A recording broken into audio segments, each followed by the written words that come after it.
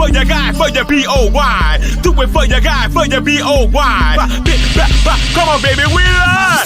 For your boy. For your boy. Also for your boy. Fix it for your boy. Drop it for your,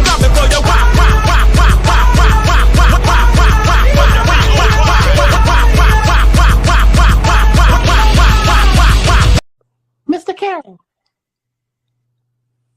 how you give the voodoo doll time to talk? I don't get no fucking time to talk. Who the voodoo doll is? The nigga you just had up here.